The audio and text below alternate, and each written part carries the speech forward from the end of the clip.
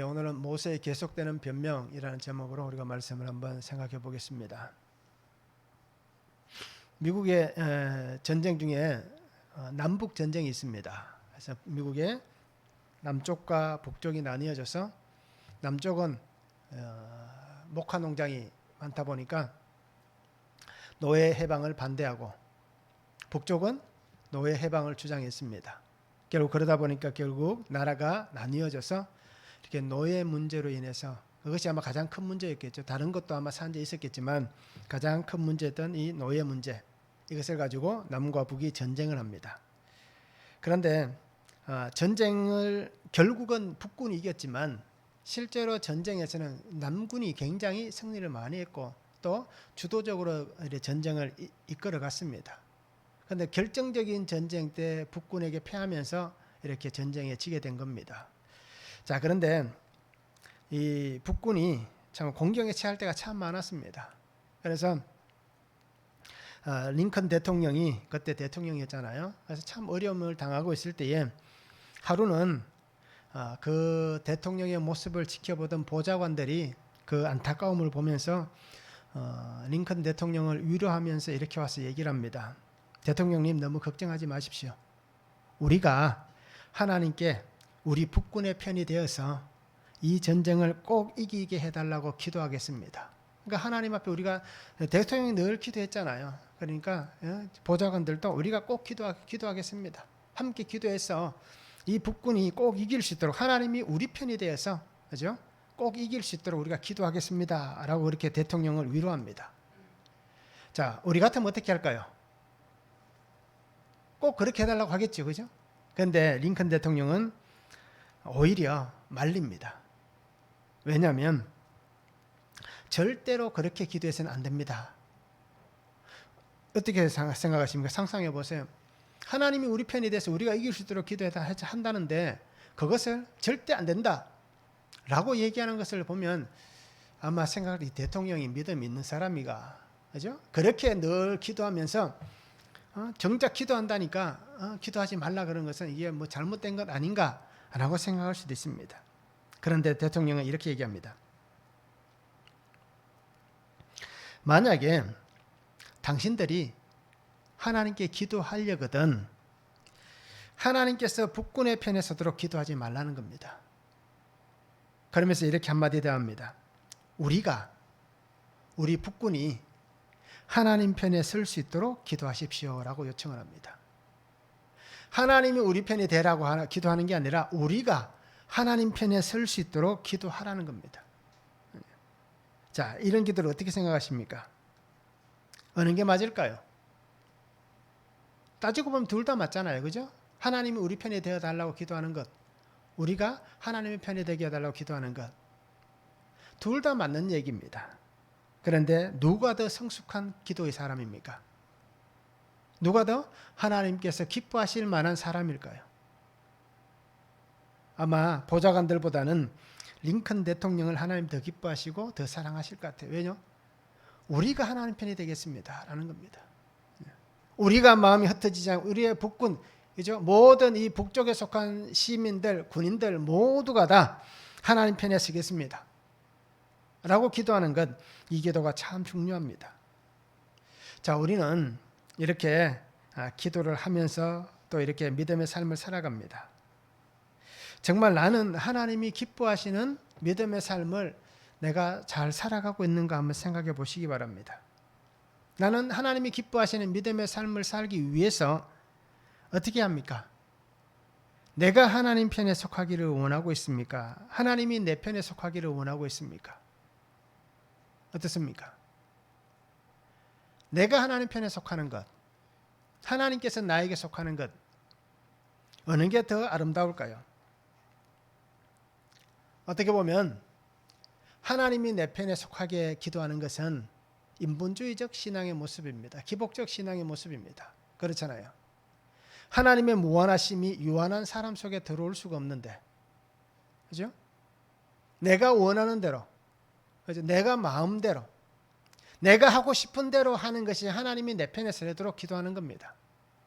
그런데 반대로 내가 하나님 편에 서도록 기도하는 것은 내가 원하는 것이 아니라 하나님이 원하시는 게 뭔가? 하나님께서 나를 사용하시는 곳에 내가 어떻게 쓰임 받을 것인가? 하나님께서 내게 말씀하시는 곳에 내가 어떻게 나아갈 것인가를 고민하며 기도하는 사람입니다. 그러기에 초보적 신앙일 때는 하나님께 내가 이것을 달라 기도하는 것이 괜찮을 수 있습니다. 그런데 우리가 신앙이 되고 시간이 지나면서 신앙이 성숙해 간다면 내게 달라는 기도가 아니라 이것 해달라고 기도하는 게 아니라 내가 하나님 원하시는 그 말씀에 의해서 그렇게 살아가겠습니다. 제가 그렇게 살겠습니다.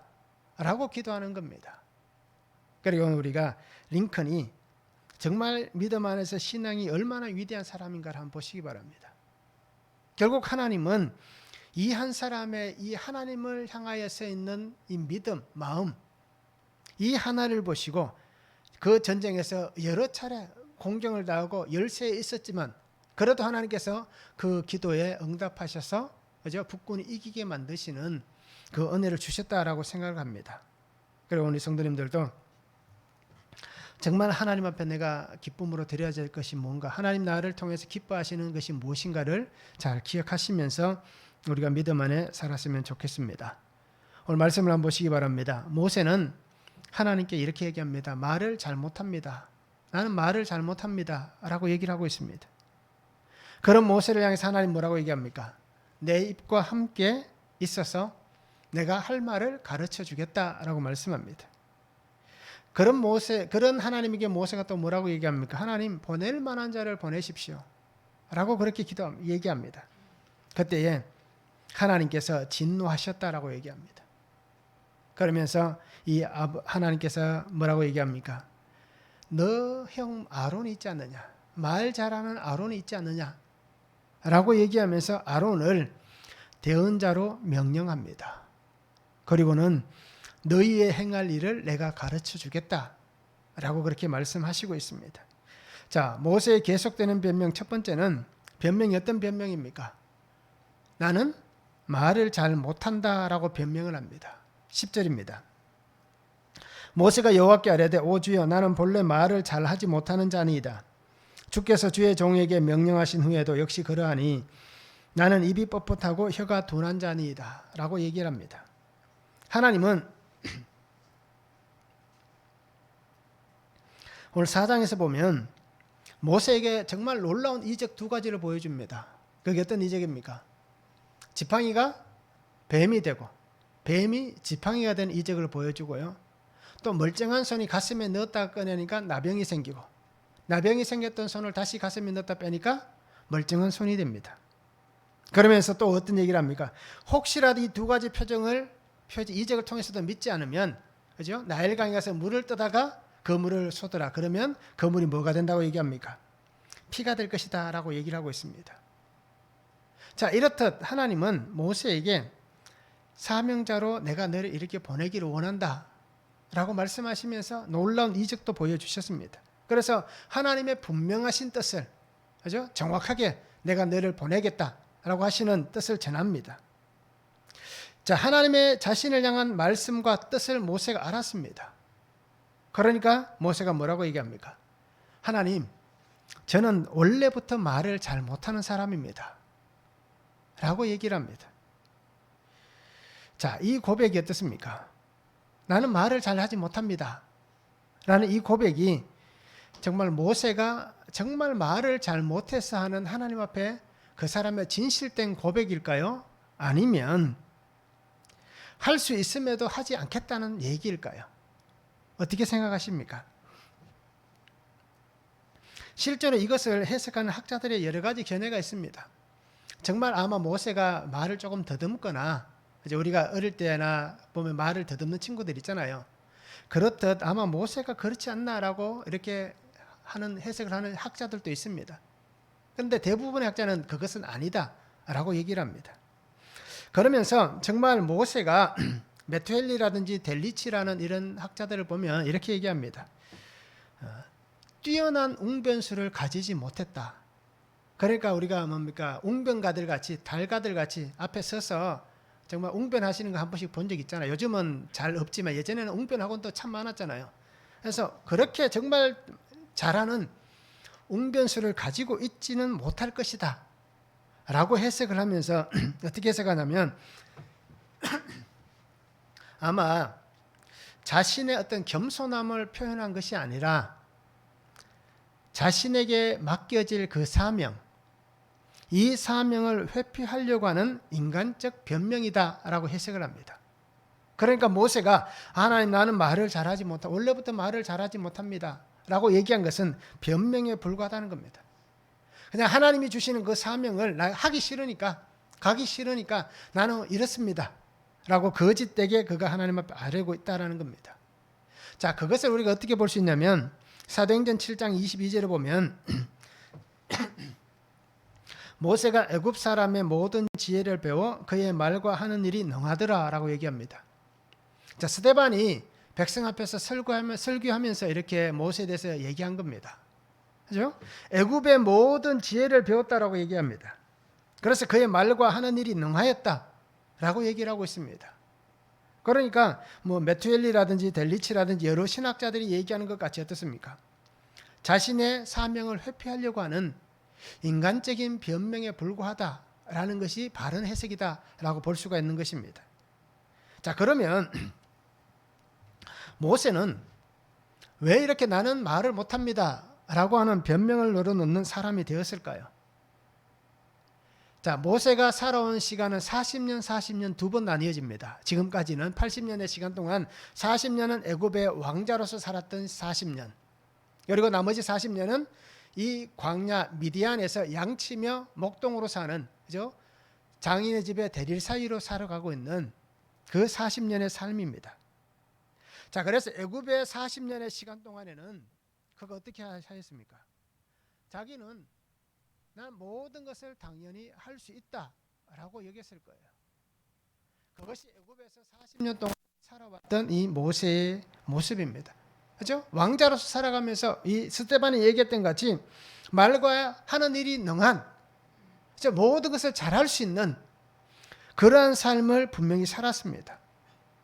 그래서 나는 무조건 할 수 있다라고 생각했습니다. 그런데 미디안 광야에서 40년 시간은 어떻습니까?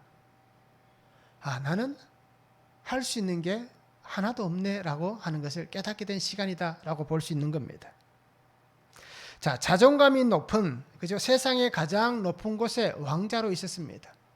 애굽은 이 시대의 가장 강력한 나라였습니다. 그 주변의 모든 국가들보다 강력한 나라였습니다. 그러니까 자신이 살아가고 있는 그 환경, 애굽의 왕자니까 최고의 사람이잖아요. 최고의 환경에 살아갑니다. 그러다 보니까 내가 모든 것을 다 할 수 있다는 이 교만이 하늘을 찌르고 있는 그러한 모세였다는 겁니다. 그러니까 애굽 사람과 히브리 사람이 다투는 것을 보고 자기가 해결하려고 어떻습니까? 무력을 행하다가 애굽 사람을 죽이게 되잖아요. 자, 그런 모세의 모습이었습니다. 그런데 광야의 시간을 보내면 어떻게 됩니까? 얼마나 초라한지 깨닫게 된 겁니다. 왕자로 40년 살았지만 그 왕 앞에서 자기가 할 수 있는 것은 아무것도 없다는 것을 깨달은 겁니다. 40년이나 공생활을 했는데 한순간의 사건 앞에서 정말 자신이 얼마나 초라하고 나약한 인생인지, 그리고 내 힘으로는 할 수 있는 것이 하나도 없다는 그 현실을 직시하게 되는 그 성경을 맞아들이게 된 겁니다. 그러니까 그 애굽의 군대에 힘이 미치지 않는 미디안 광야까지 도망을 한 거잖아요. 살겠다고, 그죠? 자기 한 생명 살아보겠다고 그렇게 뛰쳐나왔습니다. 결국 모세의 이 80년을 보면 환경이 사람을 변화시켜 나가는 것을 보여주고 있는 겁니다. 그래서 우리가 그렇게 얘기하잖아요. 겸손한 환경은 없습니다. 그죠? 겸손한 환경은 없습니다. 또 이 얘기 다르게 얘기하면 어떻습니까? 겸손한 사람도 없다는 얘기입니다. 결국 이 두 말을 합치면 그렇습니다. 환경 때문에 사람이 겸손해지는 거지, 환경만 좋아지면 나는 겸손하지 않는다라는 겁니다. 결국 내 환경 때문에 내가 이렇게 낮은 자로, 겸손한 자로 그렇게 보여지고 있을 뿐이지, 우리가 다 그런 마음 갖고 있지 않습니까? 오늘 밤에 나에게 100억만 생긴다면, 그죠? 오늘 자고 일어났는데 내일 아침 나에게 어떤 굉장한 힘이 있는 권력이 생긴다면, 명예가 있다면, 오늘까지 살아왔던 내 삶을 다 걷어차버리고 나는 새로운 삶을 살겠다 라고 얘기할 사람들이 100명 중에 100명일 겁니다. 왜요? 겸손한 사람은 없기 때문에. 결국 이 모세도 마찬가지였습니다. 자신은 정말 그렇게 환경 앞에서 초라한, 그죠? 내 것도 아니었잖아요. 어떻게 보면 양자였기 때문에 그런 권한은 똑같이 주어진다 할지라도, 그죠? 직계가 아니기 때문에 이렇게 그 위기 앞에서 도망갈 수밖에 없는 자신, 얼마나 초라했겠습니까? 아무도 자기를 도와주지 않잖아요. 결국 그래서 이 모세는 어떻게 됩니까? 하나님 앞에 변명을 늘어놓을 수밖에 없는, 그러니까 우리가 이해될 만한 그런 삶의 모습을 지금 보여주고 있는 겁니다. 그러면서 이렇게 자신을 다시 한번 얘기합니다. 나는 입이 뻣뻣하고 혀가 둔한 자입니다 라고 얘기를 하고 있습니다. 자, 뻣뻣하고 둔한이라는 히브리어는 카베드라는 단어를 씁니다. 같은 단어를 씁니다. 그래서 무겁다라는 뜻이 있습니다. 그래서 입이 뻣뻣하다, 입이 둔하다. 그리고 나는 무거운 사람이다. 결국 이것을 표준 세 번에 이렇게 얘기합니다. 입이 둔하고 혀가 무딘 사람이다. 무디다는 겁니다. 그죠?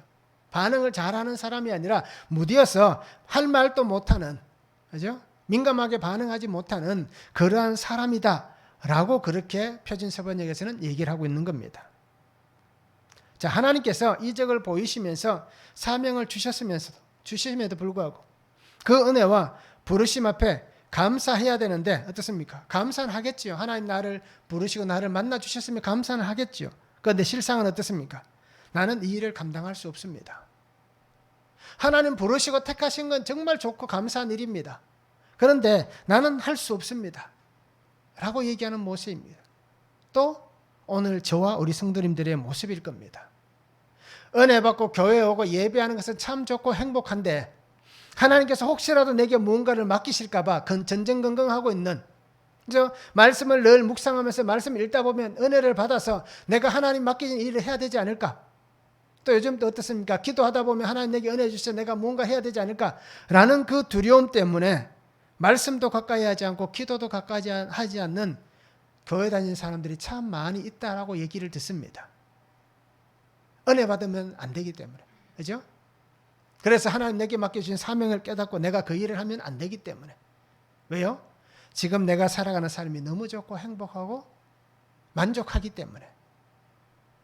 오늘날 그리스도인들이 그렇게 많이들, 그리스도인이라고 얘기하기는 좀 그렇지만 많은 교회 다니는 사람들이 그렇다라고 얘기들을 하고 있습니다. 그래서 한번 말씀드렸잖아요. 교인은 많은데 성도는 적다라고 말씀을 드렸잖아요. 자, 이와 같은 모습이 지금 모세의 모습입니다.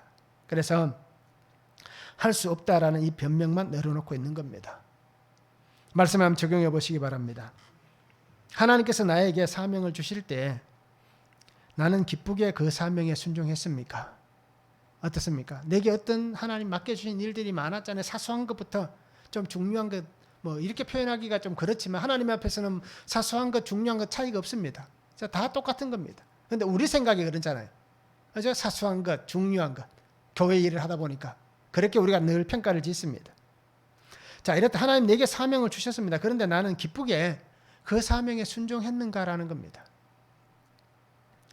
아니면 오늘 모세와 같이 나는 입이 뻣뻣하고 둔하다고 하는 이 모세처럼 피하고 도망가고 변명하고 있지는 않았습니까? 어떻습니까? 내가 사명을 받았을 때에 나는 순종했는가, 도망갔는가, 변명했는가? 한번 적용해 보시기 바랍니다. 그래서 하나님께서 내게 가장 가까이 가족의 구원을 맡겨주셨고, 그죠? 형제들의 구원을 맡겨주셨고, 이웃의 구원을 맡겨주셨는데 나는 그 구원의 일을 회피하고 있지는 않는지 우리가 말씀을 적용해 보면 참 좋겠습니다. 두 번째는 할 말을 가르치겠다라고 말씀합니다.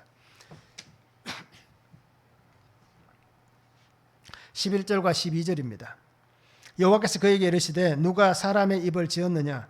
누가 말 못하는 자나 못 듣는 자나 눈 밝은 자나 맹인이 되게 하였느냐? 나 여호와가 아니냐?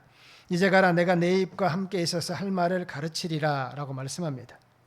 자, 여전히 자신의 주장이 강한 이 모세를 향해서 하나님은 이렇게 말씀합니다. 누가 사람을 만들었느냐라고 말씀합니다. 누가 만들었습니까? 사람을 만들고 이 세계를 만드신 분은 하나님이십니다. 그러게 모세에게 하나님 분명하게 얘기합니다. 내가 만들었지 않느냐? 내가 만들었으니 내가 사용하겠다 라고 말씀하시는 거예요. 특별히 모세는 어떻습니까? 하나님이 살려주셨잖아요. 물에서 건져주셨잖아요. 그죠? 하나님이 아니면 그는 죽어서 벌써, 그죠? 79년 9개월 전에 죽었을 인생입니다. 3개월은 살았지만. 그런데 하나님께서 그를 살려주셨기 때문에 내가 너를 만들었고 내가 너를 살렸는데 내가 너를 사용하겠다고 얘기하는데 너는 무슨 얘기를 그렇게 하느냐라고 말씀합니다. 그러면서 내가 너와 함께 있어서 내가 할 말을 내가 가르쳐 주겠다. 내가 입이 둔하고 뻣뻣하다라고 얘기하니까 내가 너에게 말을 주어서 내가 할 말을 가르치고 너를 도와주겠다. 내가 무엇을 말할지 내가 다 가르쳐 주겠다 라고 그렇게 말씀하고 있습니다. 하나님께서 직접 그 입에 말을 넣어 주시겠다는 겁니다. 하나님은 부족하다고 해서 연약하다고 해서 하나님이 사용하시는데 일단 미루어 두신다라고 여기지 마시기 바랍니다. 하나님은 상관이 없습니다. 우리가 보기에 부족해 보이고 연약해 보일 뿐이지 하나님에게서는 전혀 그런 것이 문제가 되지 않는다는 겁니다. 그러기에 오늘 하나님은 그것 때문에 사명을 감당하는데 걸림돌이 된다? 하나님은 이해하지 않고 그것을 수용할 수가 없다라는 얘기입니다. 모세는 스스로가 얘기합니다. 나는 부족합니다. 나는 연약합니다. 라고 계속해서 끊임없이 외쳐왔습니다. 지금까지. 그러면서 어떻게 합니까? 내가 사명을 감당하는데 정말 이것이 걸림돌이 될 것이고 방해가 될 것입니다. 내가 입이 뻣뻣하고 혀가 둔한 자이기 때문에 하나님 이것이 큰 방해가 될 것입니다. 라고 얘기하지만 하나님은 전혀 그런 일이 없을 것이다. 라고 말씀하시는 겁니다. 그래서 하나님은 분명히 얘기하시잖아요. 말을 네가 못한다고 하니까 내가 말을 가르쳐 줄게. 라고 말씀하시지 않습니까? 즉 이 얘기가 이런 얘기입니다. 환경이 너를 힘들게 하면 내가 그 환경을 새롭게 만들어 가겠다라는 얘기입니다. 그렇잖아요. 모세가 얘기하는 단지 나는 말을 잘 못합니다. 이것이 정말 말을 못하는 것만 얘기하는 게 아니라 자신의 모든 환경이, 그죠? 자기의 모든 것들이 정말 너무 힘들고 어렵습니다. 나는 하나님 도저히 이 환경 안에서는 할 수가 없습니다. 라고 얘기하는 그것을 하나님, 내가 그러면 그것을 새롭게 만들어 줄게. 라고 말씀하시는 것입니다. 그러면서 너의 염려와 걱정, 해보지도 않고 안 된다고 하는 모든 것에 대해서 하나님은 마음을 바꾸라라고 계속해서 그에게 두드리고 있는 것입니다. 내가 정했기 때문에, 그죠? 바꿀 것은 내가 바꾸는 게 아니라 내가 바꿔야 된다는 겁니다. 여호와께서 바꾸는 게 아니라 모세가 바꿔야 되는 겁니다. 그러니까 하나님 포기하지 않고 끊임없이 두드리고 있습니다. 마가복음 13장 11절과 누가복음 12장 12절에 보면 비슷한 얘기가 나옵니다. 예수님께서 제자들에게 하신 말씀입니다. 사람들이 너희를 끌어다가 넘겨줄 때에 무슨 말을 할까 미리 염려하지 말고 무엇이든지 그때 너희에게 주시는 그 말을 하라. 말하는 이는 너희가 아니요 성령이시니라. 마땅히 할 말을 성령이 곧 그때에 너희에게 가르치시리라. 마가복음 13장과 누가복음 12장에 동일하게 얘기합니다. 예수님께서 제자들에게 하신 말씀입니다.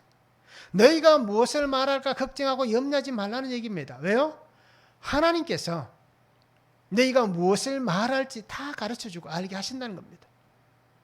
그러기에 오늘 분명히 하나님이 모세를 향해서 그렇게 얘기합니다. 내가 환경이 힘들다고 얘기하는데 내가 그 환경 바꿔줄게 라고 얘기합니다. 제자들에게 주님은 이렇게 말씀하신 거예요. 하나님께서, 성령 하나님께서 그렇게 해 가실 것이다. 성령에 사로잡혀서 내가 하는 말이 아니라 하나님의 메시지가 선포될 것이다 라는 것입니다. 이것을 우리가 잘 기억하시기 바랍니다. 제자들이 어떻게 했습니까? 예수님의 이런 음성을 들었음에도 불구하고 제자들은 정작 주님이 잡히실 때 어떻게 합니까? 다 도망갑니다. 왜요? 왜 도망갔을까요? 오늘 우리와 똑같은 이유입니다. 어떤 이유겠습니까? 내 생명보다 소중한 것은 아무것도 없습니다. 그렇잖아요. 오늘 우리 성도님들에게도 어떻습니까? 내 생명보다 소중한 게 뭐가 있겠습니까? 그래서 우리는 정말 위기의 순간에 살려고 발버둥 치잖아요. 옆에 사람이 죽어가도 내가 살 수 있다면, 그죠? 100%의 사람들이 그 살 길을 찾아갑니다. 내가 살 길이 있어도 옆에 사람이 죽어가는 것을 보면 안타까워하면서 그 사람을 살리기 위해서, 그죠? 내가 그 사람을 대신해서 죽는 사람은 정말 극소수입니다. 그러니까 가끔씩 우리가 뉴스를 통해서 보면 그런 사람을 뭐라고 표현합니까? 의인이다라고 표현을 하잖아요. 근데 그런 사람이 과연 몇 명이나 될까요? 저도 마찬가지고 우리 성도님들도 마찬가지입니다. 내 생명보다 내 목숨보다 소중한 것은 없습니다.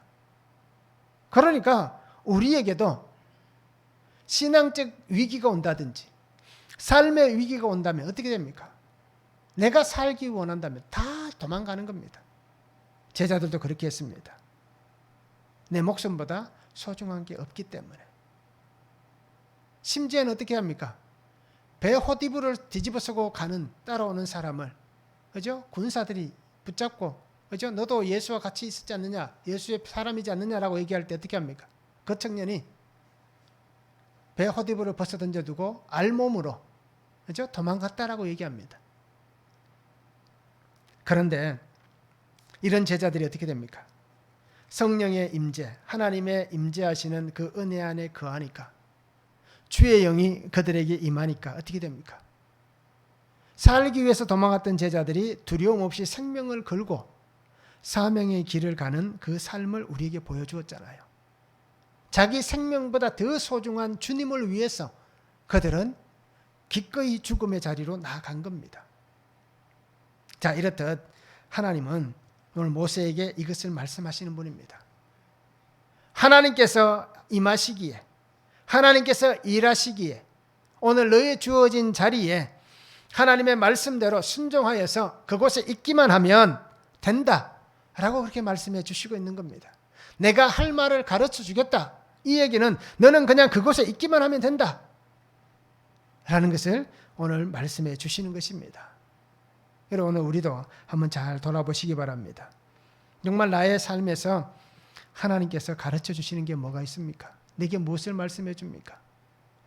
우리가 살아가는 삶에 우리는 어떻게 그 자리에 있습니까? 정말 내가 하나님을 내 목숨보다 더 소중하게 여기고 있습니까?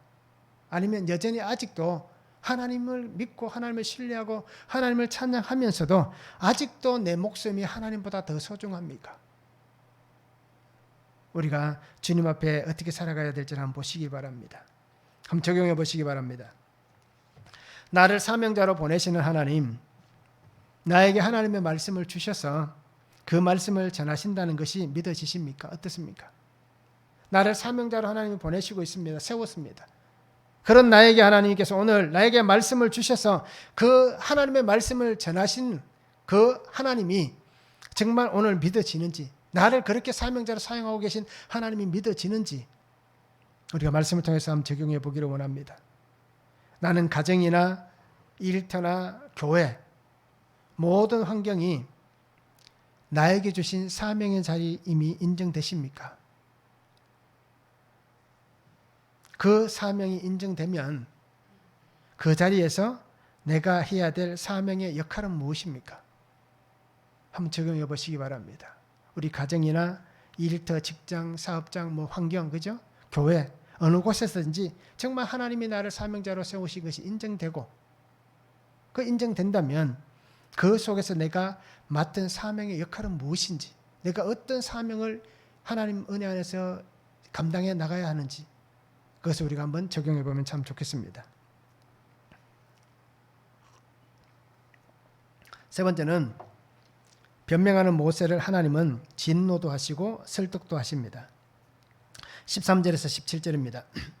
모세가 이르되 오 주여 보낼 만한 자를 보내소서. 여호와께서 모세를 향하여 노하여 이르시되 네 사람 내 형 아론이 있지 아니하냐? 그가 말 잘하는 것을 내가 아노라.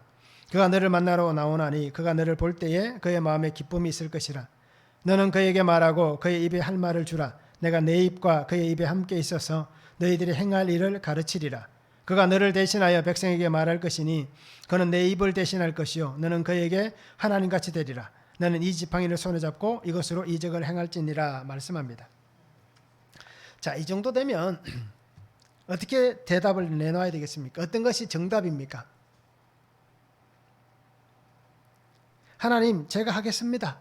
그죠? 이 정도 됐으면 하나님, 제가 할게요. 하나님 주신 사명 이제야 깨달았습니다. 라고 하는 것이 당연한, 그죠? 당연한 절차일 거예요. 뭐 3번 거절하면 되잖아요. 그죠? 그러면 뭐 4번째는 수락해야 되잖아요. 그런데 모세는 어떻게 합니까? 어떻게 보면 하나님 앞에서 정말 큰 반기를 드는 대답을 합니다. 그게 어떤 대답입니까? 주여 보낼 만한 자를 보내소서라고 얘기합니다. 이것도 모세의 입장에서는 하나님에게 결정타를 날리는 겁니다. 하나님, 난 안 합니다. 안 한다고 했잖아요. 교회에서 가끔씩 그런 분 있잖아요. 어떤 것을 부탁하고 특히 뭐 이렇게 얘기하면 참 쉽게 이해되실 거예요. 대표 기도 부탁할 때 어땠습니까? 보통 이제 직분을 맡으면 대표 기도를 다 해야 되잖아요. 근데 제가 경험한 여러 교회들을 통해서 보면 그렇더라고요. 대표 기도를 해야 될 직분자들이 대표 기도를 부탁하면 안 한다는 겁니다. 자기는 안 한, 나는 못 한다는 거예요. 저는 기도를, 오늘 모세같이 저는 기도를 못 합니다. 라고 얘기하는 거예요. 그러면 교회에서 목회자는 어떻게 할까요? 그래도 시켜야 되잖아요. 그죠? 그래도 시켜야 됩니다. 왜요? 그게 훈련이기 때문에. 그리고 그것을 통해서 성장해 가면서 정말 뭐 기도 잘 하시는 분이 되는데 아예 뭐 못 하신다고 하는데 그런데 빼놓을 수는 없으니까 또 이렇게 이름을 주보에 넣습니다. 그러면 어떤 일이 벌어질까요? 못한다고 안 한다고 했는데 왜 이름을 주보에 올려놨냐고 막 난리가 나는 거예요. 우리 교회는 그런 분이 없었으면 좋겠습니다. 앞으로. 그렇죠? 자, 이렇듯 모세도 결정적으로 하나님의 한 방을 날립니다. 보낼 만한 자를 보내십시오. 나 안 합니다. 안 한다고 했는데 왜 자꾸 얘기하십니까? 라고 얘기를 하고 있습니다. 자, 모세가 왜 이렇게 회피할까요? 왜 이렇게 안 한다고 얘기할까요? 왜 계속 하나님에게 떠넘길까요? 그리고 다른 사람에게 보낼 만한 자를 보내소서 하면서 다른 사람에게 떠넘기고 있을까요? 그 이유가 분명히 있습니다. 모세가 왜 이것을 안 한다고 얘기하는지. 그것을 우리가 출애굽기 3장 11절과 오늘 4장 1절에 보면 잘 나와 있습니다. 뭐냐면 자기 속에 트라우마가 남아있는 겁니다. 대표적인 게 뭐냐면 첫 번째는 바로에 대한 두려움. 그죠? 3장 11절에 얘기하잖아요. 내가 누구이기에 바로에게 가며 라고 얘기합니다. 또 하나는 뭡니까? 백성들의 불신에 대한 겁니다. 4장 1절은 뭐라고 얘기합니까? 그들이 나를 믿지 아니하며 내 말을 듣지 아니하고 라고 얘기합니다. 결국 이 얘기가 어떤 얘기입니까? 모세가 지금까지 경험해봤던 바로는, 그죠? 내가 가서 어떻게 할 수 있는 사람이 아니다라는 겁니다. 또 한 가지는 뭡니까? 그 권력 앞에, 그죠? 그 힘 앞에 두려움을 느끼는 것이고 또 한 가지는 뭡니까? 백성들입니다. 자기가 그렇게 백성을 위해서 도와주었는데 사람들은 자기를 불신했다는 것. 그죠? 누구도 자기를 도와줄 사람이 없다는 것. 그러니까 그 애굽에서 광야로 쫓기듯 도망온 그 시간을 돌아보면서 하나님 앞에 얘기하잖아요. 그죠? 나를 믿지 아니할 것이다. 내 말을 듣지 않을 것이다. 이러한 불신이 가득 차 있는 겁니다. 결국 이 두 가지가 모세가 하나님을 향해서 나는 못합니다 라는 것을 끊임없이 되풀이하게 만드는 그 속에 남아있는 상처이고 두려움이고 그리고 그가 가지고 있는 극복해야 될 어떤 큰 환경이란 겁니다. 그런 그를 아시는 하나님께서는 뭡니까? 그걸 다 아시는 거예요. 그러면서도 하나님 알기 때문에 내가 너를 꼭 써야겠다라고 말씀하시는데도 못한다라고 얘기하니까 오늘 성경에 보니까 뭐라고 얘기하면 하나님께서 노하여 이르시되라고 얘기합니다. 참다가 하나님께서는 어떻습니까? 더 이상은 참을 수 없어서 노를 바라십니다. 진노하시는 겁니다. 그러면서 하나님께서 그 화 속에 하나님이 한 말씀을 던집니다. 어떤 얘기입니까? 내 형 아론이 있지 않느냐? 너는 말을 잘 못한다라고 얘기하는데 너의 형은 말 잘하는 줄 내가 안다 라고 얘기하고 있습니다. 아론이라는 하나님은 또 다른 대안을 던집니다. 그러면서 너의 모든 문제가, 그죠? 너는 그 문제만 해결되면 해야 된다. 그죠? 그럼 내가 그 문제를 해결해 줄게 라고 말씀하시고 있는 것입니다. 그래서 더 이상은 거부할 수 없도록 만들어 버립니다. 실제로 하나님께서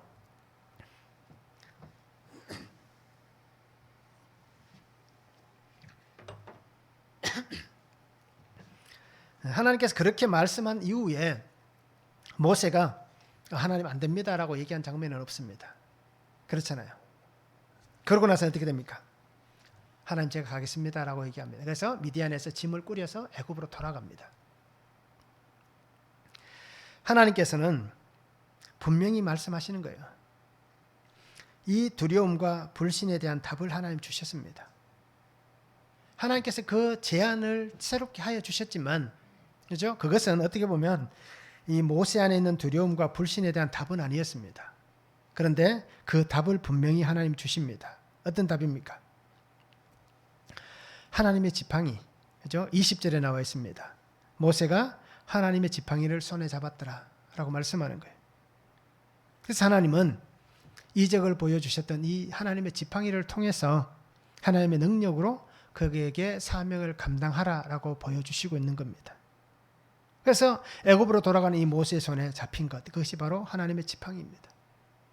하나님의 끈질긴 설득과 하나님의 그런 어떤 문제가 생길 때마다 어떻습니까? 보완해 가시는 그 하나님의 은혜를 보여주셨습니다.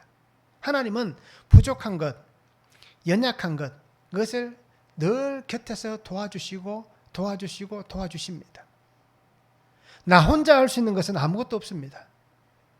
그러기에 하나님은 이렇게 사명의 자리에 하나님의 사람을 세우시고 그 사람을 통해서 하나님의 일들을 세워가시면서 모두가 함께 협력해서 하나의 아름다운 결실체를 만들어가게 하시는 것이 바로 하나님의 방법이십니다. 그러니까 우리 성도님들이 하나님 안에서 함께 협력자가 되시기 바랍니다. 함께 동반자가 되시기 바랍니다. 함께 동력하는 사람들이 되시기 바랍니다. 또 다른 사람을 보내라 라고 얘기하는 게 아니라 하나님 제가 또 다른 사람에게 동력자가 되겠습니다. 하나님 제가 또 다른 사람에게 협력자가 되겠습니다. 라는 이 고백으로 살아가는 삶이 되면 좋겠습니다. 이것이 교회라는 공동체가 세워가는 것이고 또 가정이라는 공동체가 세워져 가는 것입니다. 그리고 오늘 성도님들이 하나님께서 이렇게 사명을 감당하시도록 하나님은 준비하시고 있습니다. 그러기에 오늘 우리가 특별히 금정중앙교회를 위해서 기도하실 때 이런 하나님의 은혜를 구하시기 바랍니다. 하나님께서 우리에게 도울 자를 보내주시고, 그죠? 함께 예배하며 하나님의 영광을 위해서 살아갈 예배 처소도 허락하여 주시고, 특별히 그 예배 처소는 몸이 불편하다고 해서 교회에 출입하는 게 어렵고, 그죠? 힘든 그러한 예배 처소가 아니라 누구든지 쉽고 편하게 찾을 수 있는, 올 수 있는 그러한 예배 처소를 위해서 우리가 기도했으면 좋겠습니다. 그래서 하나님은 보이는 것과 보이지 않는 것의 경계를 허무셨습니다. 그렇잖아요. 하나님의 말씀만을 들을 때는 보이지 않기에 모세가 그것을 감당하지 못할 수도 있습니다. 그런데 하나님께서 보이는 지팡이를 통하여서 그에게 어떻습니까? 그것을 극복하도록 만들어 주셨다는 겁니다. 그래서 결국 보임과 보이지 않는 경계를 허무신 하나님께서는 염려하거나 근심하지 말라고 말씀합니다. 그러면서 하나님께서 함께 하시겠다는, 그죠? 함께 하시겠다는 이 확고한 하나님의 은혜를 보여주셨습니다. 그렇게 하나님의 방법은 우리가 생각하는 것과 다릅니다. 하나님의 방법은 수도 없이 많습니다. 그러기 오늘 우리에게 하나님께서 어떤 방법으로 역사하실지 우리는 기대하시기 바랍니다. 그러면서 그것이 하나님의 은혜입니다라는 고백을 우리가 할 수 있는 그런 성도가 되면 참 좋겠습니다. 그래서 모세에게 능력과 힘을 주신 하나님께서 그것을 충분히 이루어갈 수 있도록 도와주시잖아요. 그렇다 오늘 우리에게도 똑같은 은혜를 주실 겁니다. 우리도 충분히 할 수 있도록, 충분히 그 일들을 해결해낼 수 있도록 힘과 능력을 주셔서 말씀하시는 하나님과 함께 하나님의 사역들을 잘 감당해낼 수 있도록 하나님께서 우리의 길도 열어주실 것입니다. 그리고 오늘 성도님들이 그 은혜를 붙잡고 안 됩니다, 아닙니다 라고 얘기하지 말고 하겠습니다, 예 제가 갈게요 라고 고백하며 그렇게 믿음으로 살았으면 좋겠습니다. 한번 적용해 보시기 바랍니다. 사명을 회피하는 나에게 하나님께서 혹시 진노하신 적은 없습니까? 그렇죠? 내가 무엇 때문에, 어떤 일 때문에 하나님의 그러한 진노를 들었던 경험이 있을 겁니다. 그러면 그런 일들이 무엇인지를 한번 보시고 그 일 속에서 앞으로 그저 똑같은 그 일들이 주어질 때 내가 어떻게 하겠습니다 라는 고백이 있었으면 좋겠습니다. 하나님의 설득하심과 하나님의 은혜는 오늘 나의 삶에 어떤 것이 있습니까? 끊임없이 지금 또 하나님 나를 설득하시는 게 있을 거예요. 그죠? 그리고 그 안에서 하나님의 은혜가 있을 겁니다. 그것이 무엇인지 우리가 한번 찾아보시고 말씀 안에 적용해 보시고 그것을 우리가 나눌 수 있으면 참 좋겠습니다. 사명으로 하나님은 부르십니다. 그 부르신 하나님은 우리를 택하셔서 사명의 삶을 온전히 순종하며 살아가게 해주시고 있습니다. 여전히 나는 아닙니다, 나는 못해요 라고 우리가 말하지 않기를 바랍니다. 그렇죠? 안 됩니다 라고 얘기하지 않기를 바랍니다. 성도는 하나님 앞에서 부정을 얘기하는 사람이 아니라 성도는 하나님 앞에서 긍정을 얘기하는 사람입니다. 살아가는 삶에는 부정이 있을 수도 있습니다. 그저 내가 부정할 수도 있습니다. 그런데 하나님 앞에서는 부정은 존재할 수가 없습니다. 성도는 하나님 앞에 긍정만 있어야 됩니다. 그리고 오늘 우리가 약속의 말씀 안에서 행하실 하나님의 은혜, 그 은혜 안에서 나에게 주시는 이 아름다운 삶을 우리가 복되게 살았으면 좋겠습니다. 그래서 오늘 내가 예수님이 오실 그 구원의 통로가 되기를 바랍니다. 그리고 그 구원의 은혜 안에서 세워져가는 한 사람이 되시기 바랍니다. 진노의 말씀을 듣는 어리석은 인생이 아니라 잘했다라고 칭찬 듣는, 그죠? 수고했다라고 칭찬 듣는 그러한 하나님의 사람들이 되면 좋겠습니다. 그래서 어떤 자리에든지 어떤 환경에든지 어떤 곳이든지 하나님 나를 보내셔서 하나님이 하고 싶어 하시는 그 구원의 놀라운 일들을 하나님 이루어 가시는 그 은혜의 삶을 내가 살아갈 수 있도록 하나님 내게 은혜 달라라고 우리가 그렇게 함께 기도할 수 있었으면 참 좋겠습니다. 그렇게 오늘 우리가 은혜 안에서 생명의 감격과 기쁨이 넘쳐나는 그런 축복의 삶을 함께 살아갈 수 있기를 주님의 이름으로 축원합니다. 기도하겠습니다. 사랑의 아버지 하나님 감사합니다. 오늘도 주시는 말씀을 바라봅니다. 주님 은혜 안에 살아가게 하시고 주님 말씀 안에 살아가게 하여 주시옵소서. 오늘도 주시는 말씀을 붙잡고 나아갑니다. 변명하는 자리에 아버지 하나님 안 됩니다, 아닙니다, 하나님 그렇게 자기를 내세우고 고집하는 그 자리에 있는 인생이 아니라 말씀 앞에서 말씀이 우리에게 주시는 그 은혜를 따라서 오늘 말씀이 내게 들려진다면 들려진 그 말씀에 순종하여서 구속의 주님과 함께 아버지께서 나에게 원하시는 그 사명의 길, 하나님의 길을 믿음으로 순종하며 걸어가는 인생 되게 하시고 어떤 환경이 생겨난다 할지라도 그 속에서 끝까지 견디고 인내하며 마침내 하나님의 뜻을 이룰 수 있는 복된 성도의 삶이 되도록 은혜를 다하여 주시옵소서. 내 생각과 내 방법이 중요한 것이 아니라 내 것은 다 포기하게 하시고 오직 하나님의 방법을 따라가는, 그래서 하나님의 은혜였습니다 라고 고백되어지는 아름다운 신앙의 삶이 되어지도록 아버지 하나님 은혜 위에 은혜를 다하여 주시옵소서. 오늘도 주신 말씀을 붙잡고 믿음으로 나아갈 때에 하나님의 크고 놀라우신 일들이 이루어지는 그 은혜들을 보게 하여 주시옵소서. 감사를 드리며 예수 그리스도 이름으로 기도하옵나이다. 아멘.